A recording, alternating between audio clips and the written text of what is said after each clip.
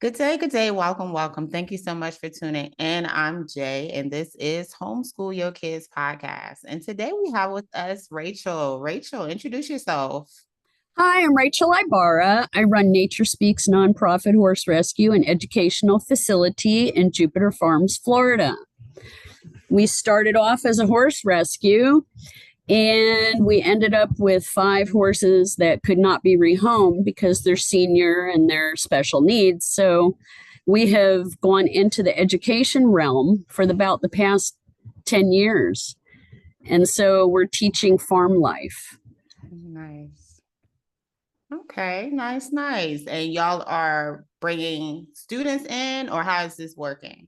So we have different programs going on. Oftentimes, we'll hold a 6-week program here where families will gather together, bring their children to our facility in Jupiter Farms. They will ride horses. They will learn about the maintenance of a horse rescue facility and what it takes. We also teach about our compost system. We have an award-winning compost system here. Because when you have 5 horses, you have a lot of poo and you've got to do something with it. And so we're pretty environmentally conscious here. So we compost all of our horse manure and we use it to grow food.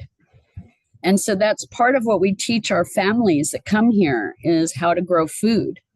Nice. And so do y'all have partnership like with homeschool families or like or y'all just still trying to reach out to communities? But you say you've been doing this for 10 years, so I know y'all have. Both. So sometimes we'll host a 6-week program and we'll invite the homeschool families to sign up. Sometimes groups will contact us directly because they only want their group to be in the program. So we also do that. We also do riding lessons here, special events, pony parties. But mostly we're an educational facility. We are a working horse farm. Nice. So we always have something going on here. Okay, so how did you get here? Like, how did you say, you know what, I like this. I feel like this is very beneficial. How did you get here? I think from feedback, I think a lot of people wanted to learn, especially during COVID or after, how to grow their own food. Everybody was kind of stuck at home and they were kind of bored. And I think they needed to learn new things. And so we came up with this homeschool program because we found a need in our community. We're also a huge homeschool community, which helps in giving the kids a new opportunity. We're a resource. Yes. And we're a very unusual resource. We grow food from horse poo. So, how much more nature can you get there, right? So we're called Nature Speaks, and we have a lot to offer our community as far as teaching what we do in this rather unique horse community. Nice. Yes. I love the name Nature Speaks because it does. It definitely does. What y'all are teaching is very important. You're teaching self-sustainability, basically. Right. And that's a hot topic right about now. Right. And we recycle. Yeah. Yeah. And so in our community, horse manure is considered toxic waste. So I would either have to pay somebody to take it out and take it to the toxic waste dump, or I do it myself and I make use of it and find a way to teach other people how to do the same. We also sell our composted horse manure to people who are learning how to grow food and gardening. And so it comes in very handy in our community. But I think people are looking for out of the box education. And I don't think there's that many opportunities today for kids and families to learn this kind of stuff. I mean, our public schools are okay, but they don't have the field trips and the educational programs that maybe you and I had when we were going to public school. I went to public school in New York. And I mean, we had lots of opportunities to go into the city and do all kinds of things there. But there was never a concentration on nature and being outdoors. And because we live in Florida, we have decent weather most of the time. And so it's a very outdoor lifestyle. Nobody is Yeah. stuck inside here. And there's just so much to do where we live. I mean, the ocean is 20 minutes away. You can go fishing in a boat 20 minutes and then be back on your horse farm. Nice. It's a cool way to live. Indeed, indeed. How do you get into the horse rescuing business? Like, how does that even become a thing? Like, where are you rescuing them from? Oh, it's a thing. So we're a nonprofit organization, a 501c3 deemed by the IRS. And initially we started because we found people were mistreating, not taking care of these large animals. And I've always had animals in my heart. I think I prefer animals to humans most times. We have 5 cats and a dog also on this property. And so animal rescue has just been something that's been in my blood for a really long time. I've been a disaster responder for National Humane Society for a long time. My first deployment was after Hurricane Katrina. And what we learned during that time was that people wouldn't evacuate unless they were able to take their animals with them. So there's been a lot of change and a lot of legislation and sheltering and taking care of animals, so much more than there ever was. And the horse rescue, it was a tough one when we first started. It's very expensive. Horses cost a lot of money. They require a lot of space. Right now we have 5 horses on 2.5 acres. And it's okay because they're older horses and they like being together. Nobody wants to go running off away from the rest of the pack. So they kind of hang out together. And so we took in a few that we were able to rehabilitate and rehome. So some we were able to do that, others we were not. We have 5 special needs horses here that we can't rehome. Nobody's going to pay their bills. Their bills are outrageously expensive. And, you know, it costs a lot to feed them and they require a lot of space. And so they're really big animals, but they're amazing teachers. Horses are absolutely amazing teachers, especially the horses that have been through hard times. And so sometimes we work with special needs kids, different kids on the neurodivergent spectrum. And so these horses understand our kids and they understand the adults and the hurt that people come with them. And so horses are extraordinarily healing. They are used in therapy, although we don't have a therapist here on staff. We bring a therapist in to work with the horses and the people when we need to. We also do a program called Equine Assisted Learning, which is empowerment work, working with horses on the ground and working them through different types of obstacle courses and the challenges that presents and the empowerment that a human can have after they've just walked this 1,300-pound horse over an obstacle course, and how good it makes them feel and how confident they become. And so there's been lots and lots of studies about horses and the therapeutic environment they bring to humans. Nice. And also I was wondering, like, are horses like considered a pet? Like, are they like, you know, because I'm thinking like, okay, what on the farm, what does a horse do? Like, you know, I know you're saying that you're using the poop to grow vegetables, but other than that, like, what is the horse doing on the farm? Like, I never asked that. They're teaching. Farm. Okay. They're teaching. So we do riding lessons. Okay. And once you learn how to control a 1,000-pound animal underneath you that can kill you in 5 seconds, and you learn how to partner with that animal, it becomes an amazing feeling, an amazing empowerment that people go through. And just the love. I'm going to pick up this computer. I'm going to walk you around so you can see some of what we do here as far as our horses. So we have 2 horses out in this pasture right now. And I'm not sure if you can see them. I can. So that's Shadow and Windy. They're the The oldest brown. horse. Yeah, the two brown ones.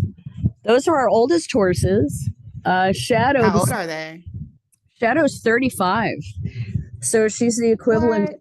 Yeah, the equivalent of a 100-year-old human. That's what I Yeah, was gonna say. Are they like dog? They have dog years, not dog years, horse years, but how? So it's 1 year to what? What's the that's kind of hard to say with horses because they're such big okay? animals. I mean, the mathematical equation doesn't work the same when it comes to horses, but Okay. I know that some What's people think, their average lifespan? "Oh, this one's talking." Their average lifespan is about 25. So this horse that we're looking at right now is 26. What? Yeah, this one's 35. This is Okay. this is mother and daughter. What? This is Shadow. Shadow is Oh. she's a former racehorse. She came off the Pompano Beach racetrack as a pacer. And we got her from a 12-year-old kid that was trying to barrel race her, which you don't do with an old horse. Um, this is her daughter, Windy. And so Windy's about 26. And Shadow's been having some medical issues. So she's over here on this side with her baby, and they get to stay together till death do them part. Oh. And yeah, and then we have 3 other horses that are on the property as well. One is a pony, and she's really cute. And she also teaches the kids. Sometimes we have kids that may be afraid of the bigger horses. So we actually have a pony and some smaller horses. And they are out here. And this is our facility. So our classroom Very is a nice. barn. Yeah. And so this is where we teach our kids. Some of the activities are go on inside this barn here. They learn how to manage horse manure and clean up after horses. And then this area back here is a cleaning station where we wash all of the food bowls and all of the water buckets every day. And so when the kids are here, they do that kind of work and they learn how to be responsible for these giant animals. Now, here comes Cat Baloo. Hi. She's coming right up to the computer. What she got going on? Yeah, she's coming to check us out. She's really curious. She's a small horse, but she's sticking her nose right here on the computer. She's very friendly. She loves her mommy. That would be me. Here's our. This is a pony. This is Tallulah. She's a rescue pony from North Central Florida. She had been abused by men. And so she gets to live her life out here with us.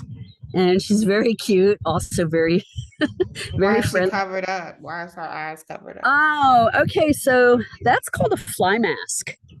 Oh, okay. And we use a fly mask to cover the eyes to keep the bugs out. And it's like looking through a screen window. So the horses can see through it. And this is part of their pasture space. Like I said, we have 2.5 acres on this property, and it's sectioned off into different pastures so that we can grow grass in certain areas at certain times. Cat Baloo's back over to say hello. And then we have Dallas over there. That's our biggest horse.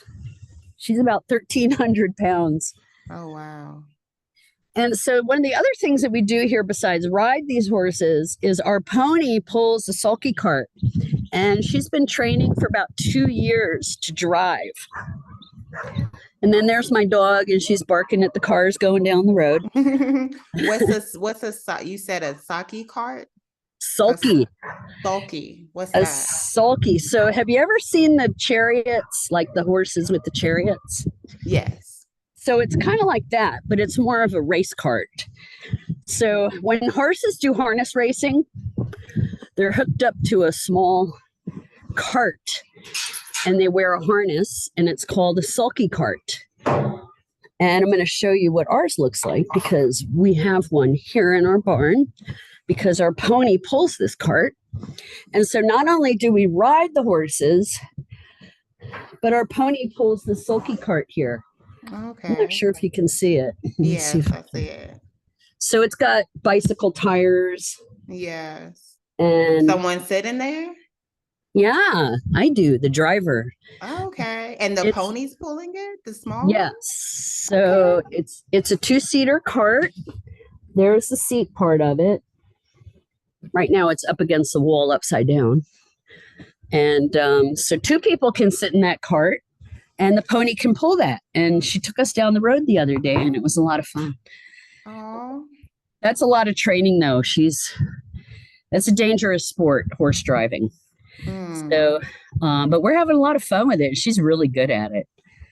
Nice. I mean, for you to say it's dangerous, you think back to like when that was the form of transportation, Right. and how did they get those horses so trained to do that? A lot of time. It took a lot of time for people to train the horses how to do it and for the horses to accept it and learn how to do it. That's pretty awesome. So you have a Yeah, whole like nature life over there with your we do. farm. We do. Nice. So It's how do you preserve manure? Like how do you preserve that to package that? okay. So I'm going to show you. I'm going to walk you back to our compost system over here in this pasture. So there are 5 boxes. I'm going to show them to you. A lot of people that come by here, they think that it's beehives. It's not beehives. It's an actual horse compost system. So I'm going to turn this computer so you can see. Oh, okay. I see. All right. So we have boxes, 1, 2, 3, 4, 5 of them. This one with the ramp is the one that we're currently filling with manure. Once that box gets filled, we seal it up like this one over here. We have a motor, a blower motor. It's a bounce house motor, and it's connected back here to the back of this box. You see the pipes?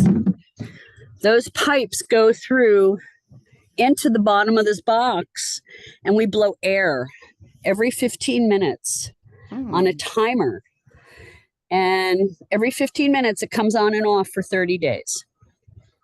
After 30 days, we open the box, and this is what you see here.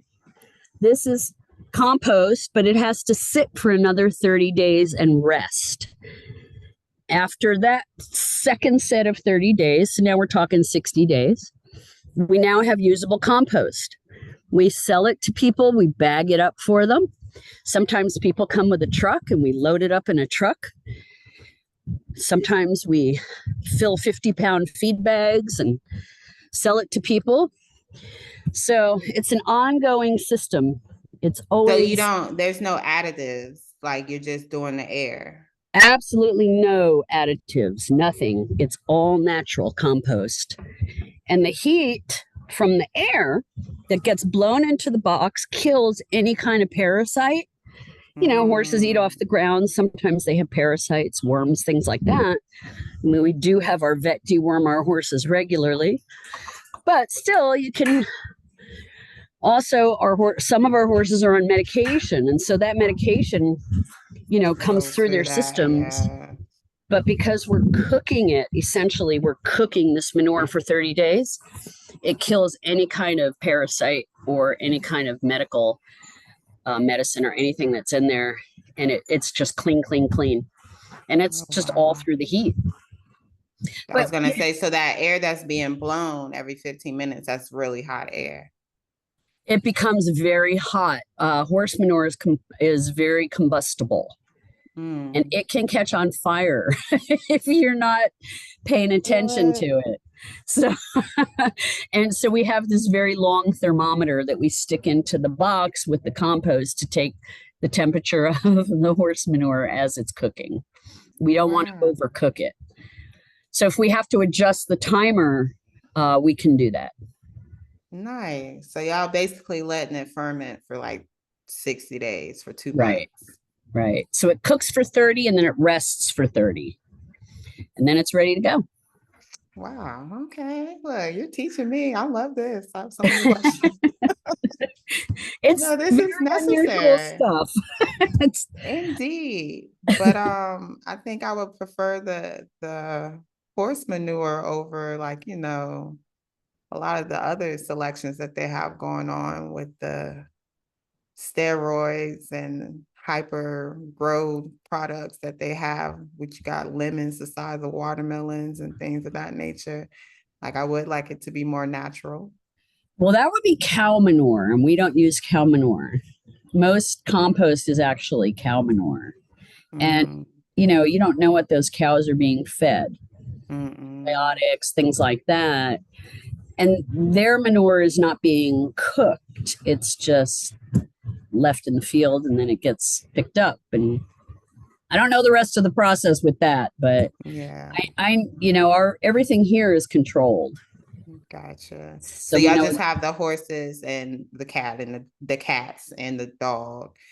There's no other farm animals. no other farm animals. Got our Okay. hands full with these These 11 that are here horses. now. Yes. Nice. So that is definitely something you say y'all are well versed in the homeschool community. You already have homeschool families, or did you homeschool yourself?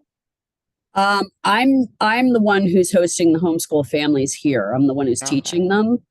We've had 6-week programs going on here for several years, and we teach a different topic each time the kids come. It's a building block type curriculum. They build on what they learned from the week before. But homeschool also includes learning about the different type of equipment that we use to ride the horses. And I'm going to show you that next. So we have saddles and we have bridles. And this is our feed room. Right now, there's a little bit of hay and some bags of feed. These are some pads and some saddles that we use. Some smaller ones up there for the pony. So the kids that ride here will ride in a saddle. So we have some saddles here. We have 1, 2, 3 here, and then we have several kind of buried underneath there, and then a couple up there. And so the kids that ride, they learn how to ride in a saddle. They learn how to ride in a bareback pad, which is this piece here. And it's just a pad. There's really not a lot of support with that. And then they learn how to ride the horse completely bareback with no pad at all. Let me ask you, Rachel, because I've only gone horseback riding one time. And that one time is the reason why I've only gone one. But my back was itching so much. And it was like the weirdest thing ever. No, like you're looking puzzled, like you don't have the answer for that. You're So, allergic. You're allergic to horsehair. you That would be my think? guess. I get a lot of kids that come here to take But lessons it and was they're just my allergic. back. It wasn't anything else, though. It wasn't like, my legs or my arms or anything. It was literally just my back and maybe like Where the were upper you? part. Virginia. Was it Uh, hot? was it hot? It more than likely was. It was, I think I was probably late teenage years. Like it's been that long. So I can't really recount the day, but I just remember like it just itched so bad. I never wanted to do it again. Oh, wow. Sounds like you might have had an allergic reaction to either a lot of people are allergic to horsehair or hay. And if you accidentally touched some hay and then maybe rubbed your back, or if you got some horsehair on your skin, that may have been the cause of that. But if it was hot and it was summertime, that just probably made it worse. Yeah, no, It happens here. Yeah, it was like the wildest things. Like other than that, the ride was enjoyable, but my back was just itching so bad. It was, oh my gosh. Yeah. Some of our kids are allergic to either the horsehair or the hay. Normally, if you're allergic to one, you're allergic to both. And so they continue to take riding lessons, but some of them are taking allergy shots or allergy meds. Wow. Yeah, just to be here. So that's a commitment right there. Yeah, definitely. But we also have horses that have allergies.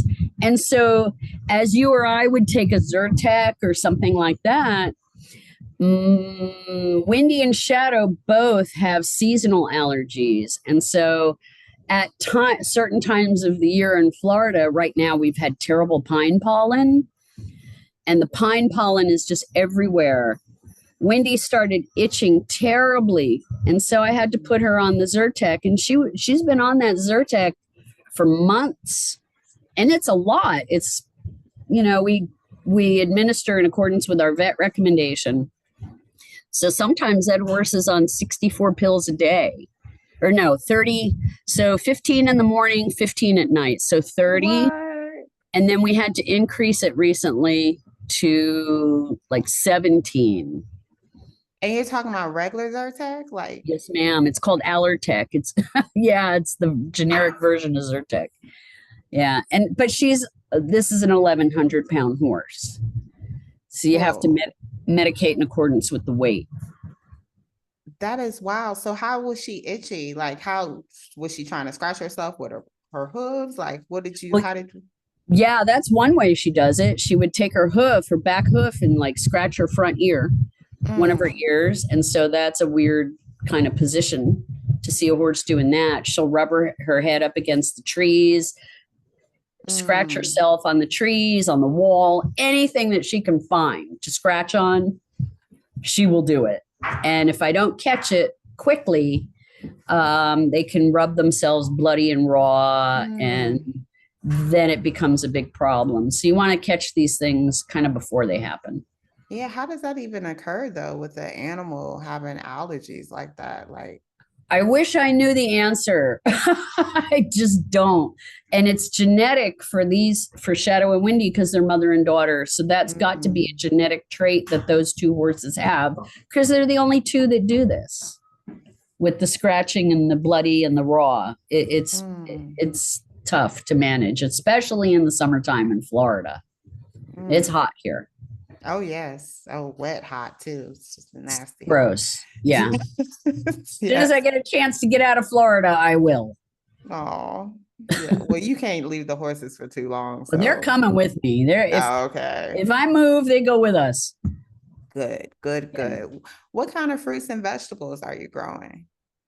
Well, we just did a late winter planting, and I added some eggplant to my garden, because I grew eggplant last year and I had so many eggplants. My husband got sick of the eggplant parmesan, right? So I had to start giving it away. We're finding other recipes, because I was making the eggplant parmesan way too much. So this time I only planted 2 of the eggplants. Beefsteak tomatoes. I've had tomatoes in Florida. I've grown them this big, where I had so many I was able to make tomato sauce last year. And I was freezing the tomato sauce because we had an overabundance of it. This past summer or winter, we grew cherry tomatoes, like a million of them. They just take off like crazy. We've got kale growing right now. We have a little bit of lettuce. Green peppers, we just planted jalapenos, because I love jalapeno poppers, and I like to just go out in my garden, pick my food, and go in the house and make it. Let's see, some scallions, cabbage. Oh my gosh, my cabbage is this big right now. The leaves are huge. I can't wait to see when the cabbage grows. We had broccoli this past winter. We've grown Brussels sprouts, but they didn't do so well. We grew tons and tons of peppers and tomatoes, yellow, red, green peppers,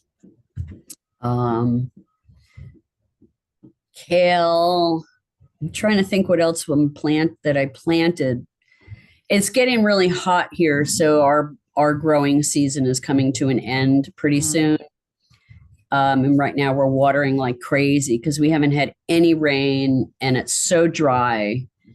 And we're watering pastures with sprinkler systems. We're hand watering the garden, because we do have to conserve water. We're on a well system here, so we don't have city Mm, water in Jupiter Farms. And we're also on septic. So we don't have any city plumbing or services here. So we're self contained. So we really need to take care of our water. We have an amazing water system on the house because we have well water. There's a lot of iron and sulfur. And so we have to kind of clear that out and filter that out so that the horses are not drinking that and we're not drinking that. So we really need to protect our water system here. So we don't abuse the water, we don't waste it. And we live on a dirt road. So every time a car comes down the road, it just throws up a big cloud of dust right now. So I'm really hoping for some rain this weekend. no, it's coming. It's I'm coming. hoping. Yes. Uh, Like it sounds like you're living the homesteading life, Sort of. Well, sort of. we're not as self-sufficient as we'd like to be, I think. Okay. There's a lot of development around us right now, a lot of Mm, giant homes going up, and gotcha. people have found our community. And it was a big secret for a long time. It's not a secret anymore. And now there's so many people moving in and building giant houses. And I'm starting to feel like we're being kind of pushed out a little bit here just because of all Mm, the development. And we'd like to remain more agricultural. So my husband and I would like more property. So I think we're going to look someplace else, North Florida, Georgia, Tennessee area, maybe. I don't gotcha. know. We're retiring in 2 years, so Oh, nice. we're on our last 2 years doing this here. So we got to transition to something else. I would like 20 acres in the woods somewhere. Hmm. Nice. Yeah, you say you don't want no neighbors. I really don't. Or as few as possible. Like right now, I'm sitting in my barn and I'm hearing the hammering Ah, of construction that's going on fairly close to us. Every day it's beep, beep, beep from these giant machines backing up. And it's very disturbing to my soul. oh, I moved out here from a crowded beach community, and it was very noisy in the beach community. And my husband and I lived on a barrier island for 23 years. We didn't have the horses there. We had the horses out here in Jupiter Farms. But we wanted to move to a more quiet area, and we did. So we moved out here, but now this area is getting pretty well developed, and so we're going to look at an exit strategy soon. yeah. But all the animals are coming with us. We won't leave any behind. No, of course not. Nope. Of course not. We're a family. We go together. Indeed. Do y'all do like farmers markets and stuff like that with the We vegetables and things that you're growing? we don't grow enough to sell it. Oh, okay. It's more for personal consumption. I sometimes give some of it away to some of the other rescues in the area. There's a bird rescue, and sometimes I give them some of my greens and different stuff that we're not going to eat here. But I like to share my food. So it's kind of fun to give somebody a tomato and say, hey, look, we grew this. Here, enjoy this. It's really cool. Yes, yes, yes. So what's some of the feedback that you receive from parents that utilize your program? I think they really enjoyed it. And some came back for a second session. Some of it's repetitive. So once you've done your 6 weeks, unless we're going to do a next advanced course, we start the beginner course again for 6 weeks. We usually attract new families. But because so many new people have moved into our community, they don't know about the farm life, and they're learning about the farm life. And so I think they really enjoy it. And it's such a unique education because it's holistic. Mhm. And for us, everything is right here on this little farm. I mean, yeah, we go to Walmart down the road and Starbucks and stuff. But I personally rarely leave this farm. My husband goes to work every day because somebody has to pay for this place. Because he's an electrician, so he goes to work every day. I pretty much work here. Sometimes I go off and do disaster response work because that's something that's pretty important in Florida. And so we had a pretty bad hurricane.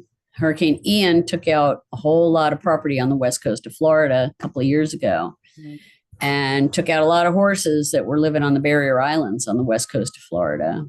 So we did what we could to help them. We raised some money and brought supplies over there.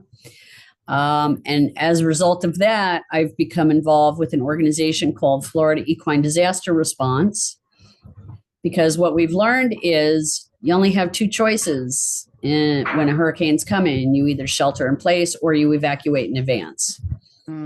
So I was a responder for 10 years with the National Humane Society for animals. And so I've taken those skills and I'm working with Florida Equine Disaster Response to educate people here in our community about prepping for hurricanes. I mean, this barn was built to withstand a Cat 3 hurricane. When you're building in Florida, you really have to be mindful of the environment and what can go wrong and how you have to prepare for these things. So we prepare in advance by building properly. So we shouldn't have as many problems as others may have. But then we took that education, what we learned, and we're teaching other people now how to prep their facilities in advance of a hurricane, or matching horse people up with evacuation facilities so that they can evacuate in advance. Nice. Yeah, because to move a horse, that requires a lot, like, especially if you don't have the proper what that enclosure that I see on the back of people's trucks. Like, you know.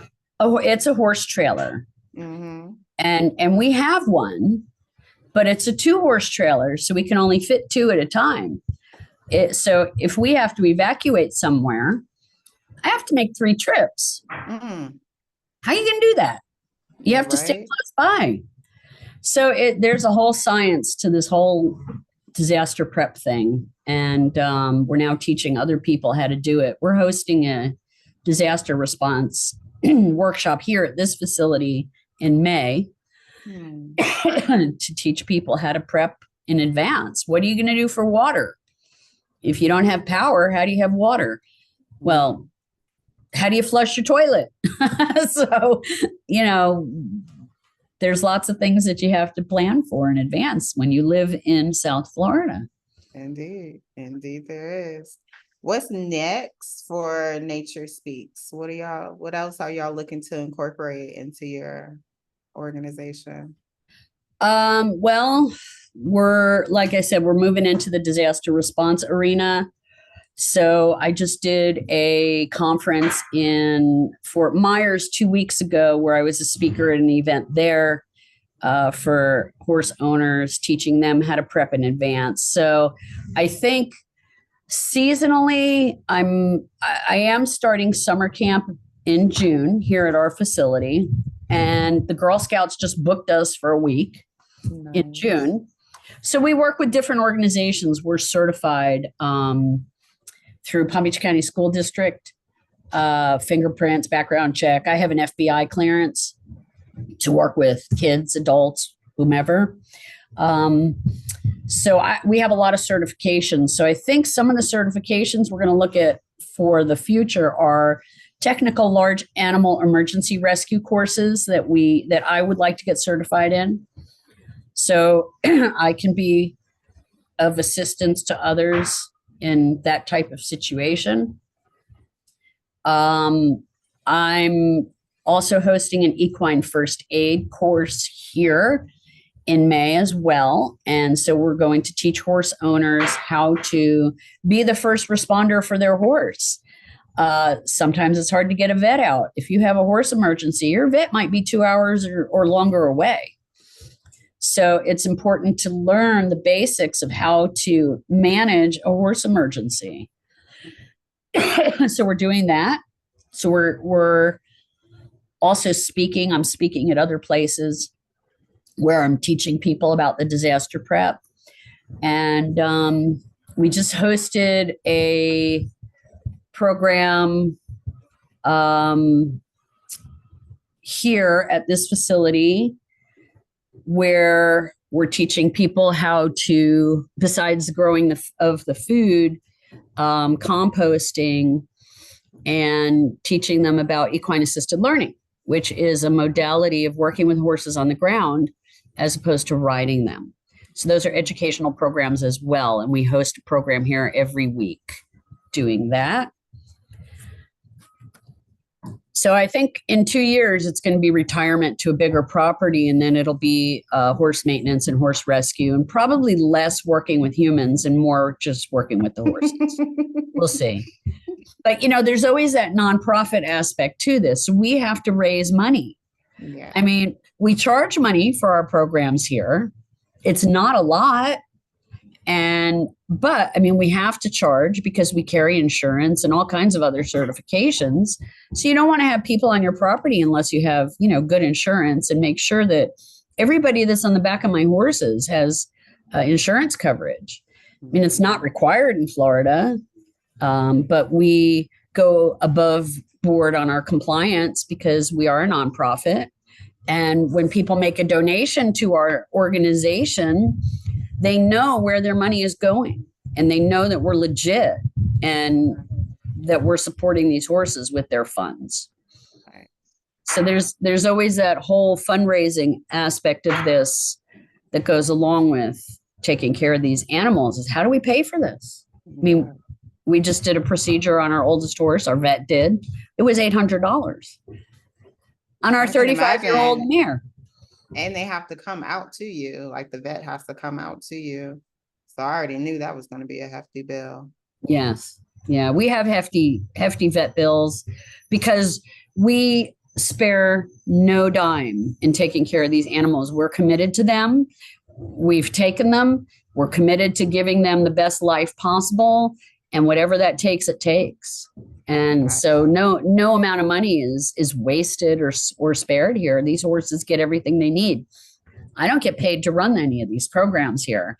So, you know, that's why the fundraising is so important, is to support these animals in this facility. Nice. So where can we find Nature Speaks? We're in Jupiter Farms, Florida. But we're also on the internet. We do have a lovely website. People can make donations through our website. We're on Facebook, I think LinkedIn, Instagram, and you just walk right up to my gate and say hello and good morning. Nice.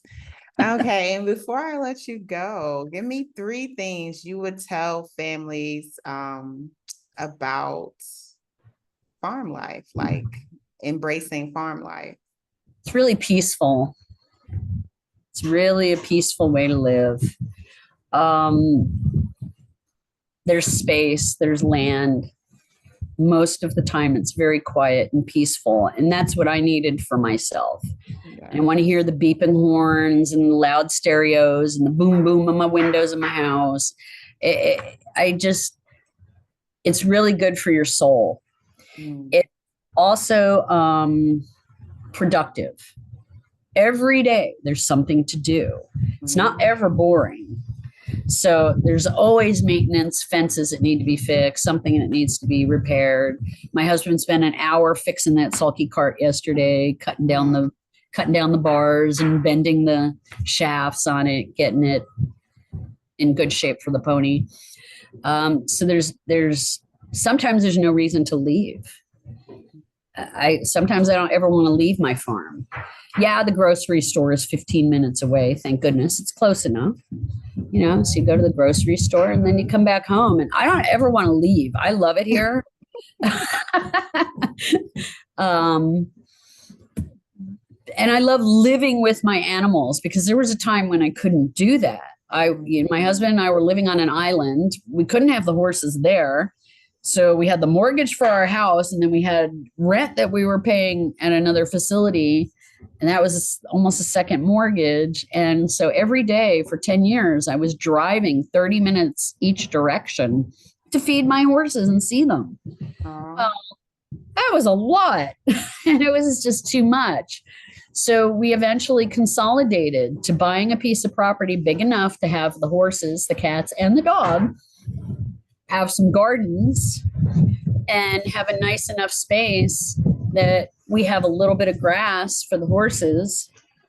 They do get fed regularly, so we're not dependent on our grass because it has no nutritional value in it. But it's good for the horses to keep them busy. So I don't know. I just really love it here. nice. I love it too. And I feel like that's where a lot of families are trying to head as far as like being able to stand on their own, provide food for themselves and their family, and just reach a level of sustainability that doesn't require a lot of handouts from outside entities, basically.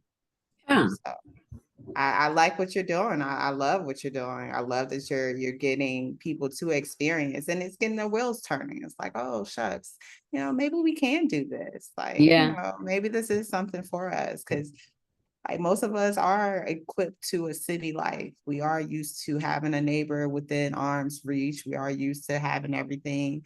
I have a friend in New York who just New York is everything's walkable, everything's reachable, everything is everything. And she's just like, Right. if I can't get this, I don't want to go nowhere. So, Right. Right. but I don't know. It's just things have become crowded for me. I just feel like I've needed space. yes, And yes. and you can homestead on less than 2.5 acres. I mean, we have this space because of the horses, Yeah. but you don't need this much space to grow food. You can do it in your backyard in the city even. Indeed. Yes, no, I love it. I love it all. And I'm hoping and praying for your 20 acres that's gonna Thank come to you you. so you can Appreciate that. have the peace that you deserve, because everyone Thank you. deserves their peace. You got it. Um, Well, come see us family. one day. Indeed. Well, we'll be there April 20th for the Homeschool Expo. And then we're dancing. I wonder how close you are to Jupiter Beach, because we're doing a dancing at Jupiter Beach. Okay. I'm 20 minutes away from Jupiter Beach. Okay. Dancing? Yeah, they have a dancing at the beach every Wednesday and Saturday. I think they may have done away with the Wednesday. I don't think they were getting a good response, but Saturday from 6 to 9, they dance at the beach at That's Jupiter Beach, number 55. the drum circle. They do the bonfire in the drum circle. Oh Yes. my gosh, let's meet there. Okay, yeah, we're actually that's our after party. Like I've been advertising that as our after party hangout. So after the Oh, I want to expo, go. yeah, please do. I'm definitely looking forward to them. I know my girls are gonna love it. Like I'm Oh, very yes. We're doing a sound bath and a meditation healing here at this bath. facility. I love sound Sound baths. bath. Yeah, we have a professional who's coming here April 13th. It'll be our second one that we're doing here. Oh, that's nice. I'll send you the April link. 13th. Okay, yeah, please do. Because we are in after I leave here, I'm going to my parents in Jacksonville, Florida. So I'm not that far. 4 We'll be hours. there. Yeah, we'll be hanging out there until the expo, April 20th. But Tell me about the expo. oh yeah, so the expo, it's Homeschool Your Kids Expo. We do a traveling expo. This is our second year, and we have 9 locations. We typically start in Miami, Florida. I love Miami. So the first one is Miami, Florida. It's at Starfish Holistic Learning Center, which is in Miami. But that's April 20th. And then from there, we're going to Virginia, then Maryland, then New York.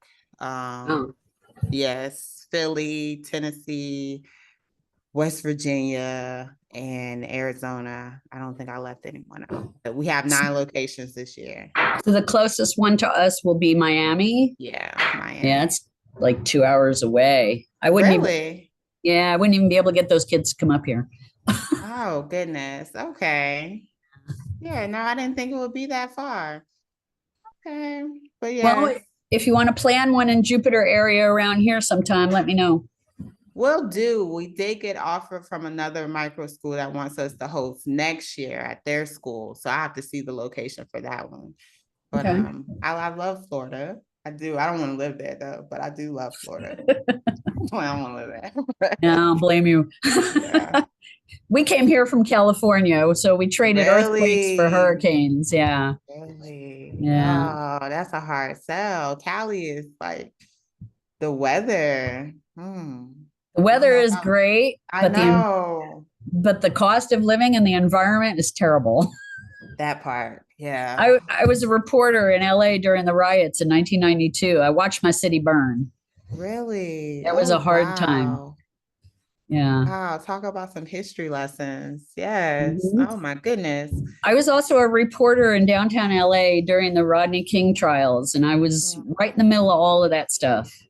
I can imagine what you saw. That's why I left and got 2.5 acres and said, the heck with people. Yeah. I'm going to live on a farm. I think that would have traumatized me also. That would have definitely led to some isolation. Yeah. Yes, Took a definitely. few years, but here we are. Right. Well, Rachel, I love everything that you're doing and Thank offering you. families, and I encourage families to take you up on this, like Sure. experience her program, like learn something different. That's you definitely have a very unconventional learning program that's taking place, and it's needed though. It's needed. It's Yeah. so families, please reach out. Nature speaks. See, I know that I have a lot of Florida listeners, so Oh, check her good. out. It'd be worth the travels. Definitely. And I know my girls will love it, especially if they get to ride a horse, honey. They Bring them will. on over when you come this Yeah. month.